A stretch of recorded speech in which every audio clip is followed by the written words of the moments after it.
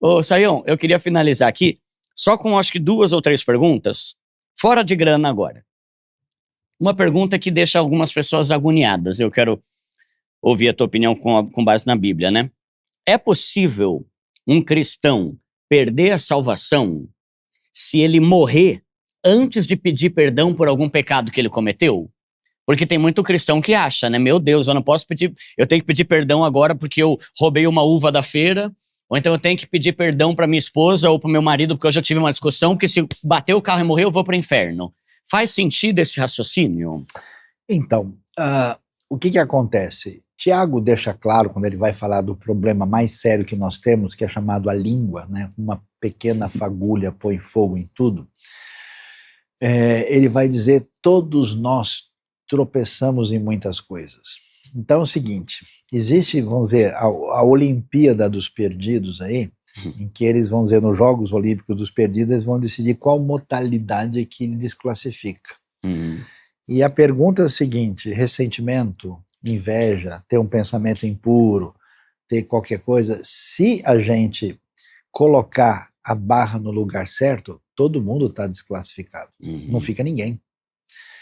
Então, nesse caso, se você entender que você cometeu um erro, né, ou cometeu, sei lá, vamos pensar, um casal brigou antes de dormir, um falou uma coisa pesada para o outro lá, e depois o sujeito, né, ou a mulher viraram para o lado e dormiram, e Jesus voltou no meio da noite, eles estão perdidos, agora o cara vai estar condenado por causa de uma situação dessa.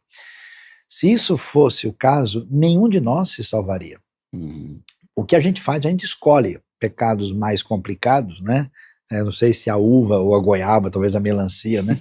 E a gente coloca aleatoriamente a nossa barra. Por isso que muita gente que fala tanto em perda da salvação, cada um perde do jeito. Tem lugar que perde por causa do cabelo, outro lugar perde por causa da roupa, outro lugar perde por causa do bigode, não sei, né?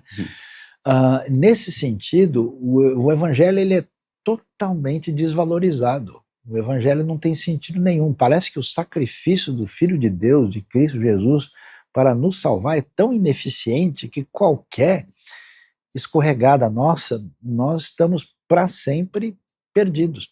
Isso é tão sem sentido, porque a gente fala, né? Judas traiu e se mostrou alguém que realmente não era convertido.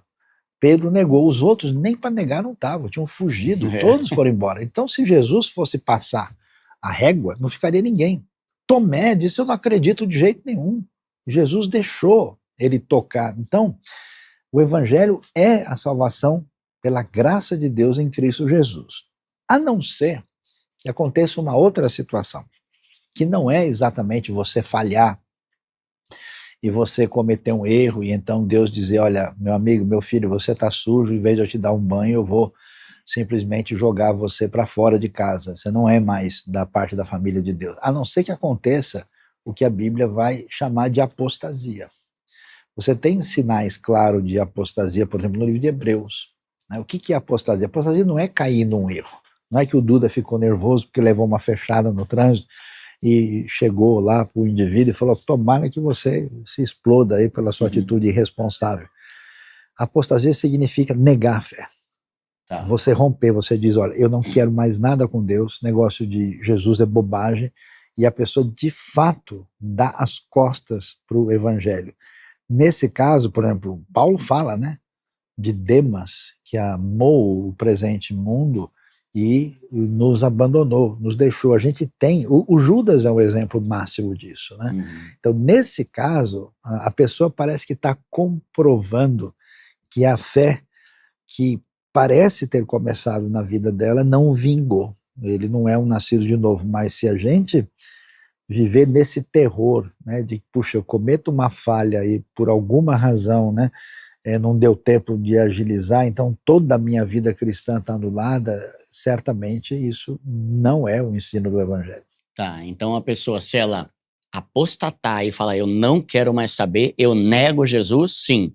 Agora, se uma pessoa que ama a Deus, mas comete um deslize, não pede perdão, bate o carro e morre, isso não tem nada a ver com ela perder a salvação. De jeito nenhum. Tá. Se fosse esse o caso... Tá todo mundo lascado, né? Não fica ninguém. Nos vemos no inferno. Tá amarrado, nome, bate na madeira, bate na... Já perdeu também, bateu na madeira. Aí, dentro desse contexto, se um pecado não necessariamente ou não faz a gente perder a salvação, um suicida pode se salvar? Então vamos lá. Porque tem gente que bota esse versículo e não tem, né? Os suicidas não herdarão o reino do céu. Não tem esse versículo, não, né? Não tem. Então, quando a gente pensa em suicídio, nós estamos falando de diversas coisas diferentes, né? Então, o que acontece? Você tem, curiosamente, muitos textos na Bíblia de pessoas escolhidas por Deus, que andaram com Deus e que pediram para morrer. Talvez os exemplos mais assim significativos que a gente pode lembrar, você vai ter, por exemplo, Jeremias falando: maldito dia em que eu nasci. Por que ele está odiando o fato dele estar vivo? O próprio Jó diz a mesma coisa, né? Maldito até o dia que foi contar para minha mãe, né? Anunciar, né? Por que eu não morri no ventre materno, né? Você vê Elias dizendo para Deus, né? Deus, mata-me agora, tira a minha vida, porque eu não sou melhor do que os meus pais. E você vê Jonas, depois de Deus perdoar Nínive, ele fala: melhor é morrer do que viver. Então, o texto bíblico é muito interessante, porque ele mostra, diferente dos livros da história humana, que pintam sempre os seus heróis de uma maneira maravilhosa, os protagonistas dos textos bíblicos são mostrados na sua fragilidade plena. Então, quando mostra esse pessoal que chegou numa situação limite e pediu para morrer, a gente vê o retrato real da condição humana. E aí o que acontece? Pessoas que tiram a sua vida, elas fazem isso de maneira muito variada. Por exemplo, tem gente, que eu já sei de casos específicos, que morreu sem querer. O cara errou a dose de remédio. A pessoa tem problema mental, a pessoa cometeu um equívoco ou até entrou numa situação de surto onde não tinha condições de entender o que estava fazendo. Há pessoas que passam por um processo de dor tão fora de si que, na verdade, eles não estão nem querendo tirar a vida, eles estão querendo aliviar a dor e não têm a devida percepção do que estão fazendo. E existe suicídio causado por um caminho de afastamento de Deus, de pecado e de maldade.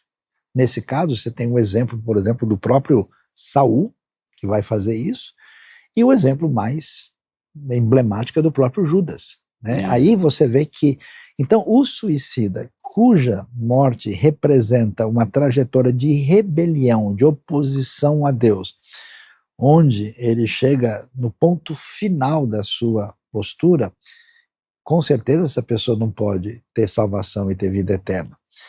E eu conheço pessoas até que passaram por uma situação de ameaça assim, até por estarem sob domínio de forças malignas, de poderes do mal, né? E então, é claro, mas não podemos dizer que todos os casos sejam a mesma coisa. Até porque nós vamos ter algumas coisas na Bíblia que chamam atenção. Dentro dos casos de pessoas que, vamos dizer, provocaram a própria morte, além do Saul e além do próprio caso do Judas, nós temos a história de Sansão.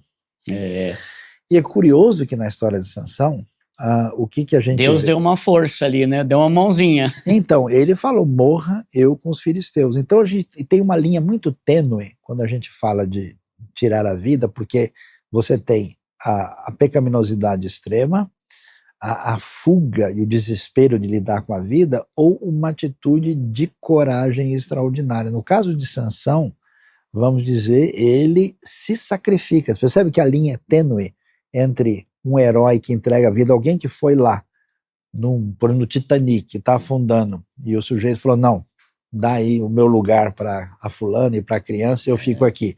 O sujeito se suicidou, ele vai estar condenado porque ele não aproveitou a oportunidade. Então a gente tem que tomar um cuidado muito grande. E, para a gente ir mais longe ainda, quando você lê lá João 10, 18, Jesus diz o seguinte: ninguém tira de mim a minha vida, mas eu a dou, eu entrego. Então, num certo sentido, Jesus se fez morrer por nós, pela razão mais sublime possível e fundamental. Então, eu conheço pessoas, história de pessoas, que se permitiram morrer antes por uma razão nobre, de heroísmo e de benefício para os outros. Então, existe o que a gente pode chamar, se a gente puder dar esse nome, de um suicídio virtuoso em favor de uma causa de pessoas né, que são beneficiadas, e é claro que as pessoas dessas não estão sendo condenadas por isso. Existe o caso de pessoas que não conseguiram lidar com a dor. Existe o caso de pessoas que a gente viu até pastores se suicidando, né? Por causa de depressão, essas exatamente, coisas. Às Né? vezes é uma questão de enfermidade, né? A pessoa não entende. Chega um momento que a crise da pessoa é tão acentuada. Eu lidei com pessoas assim, e a pessoa, depois de um tempo recuperada, ela diz: nossa, eu não consigo entender por que eu pensei e agi daquele jeito. Né? Eu conheço pessoas que tiveram tentativas assim, depois de recuperadas, ela chora e fala: mas eu não queria ter feito aquilo. É que realmente aquele momento foi fora do lugar. Então, assim, não vale a pena a gente estabelecer um juízo muito pesado sobre isso, porque a gente não é Deus, a gente não conhece o que passa realmente na situação da pessoa e os detalhes que estão envolvidos. Mas não deixa de ser verdade que em muitos casos de suicídio, a pessoa não certamente herdará a vida eterna, em outros casos eu entendo que sim. Tá, boa, boa.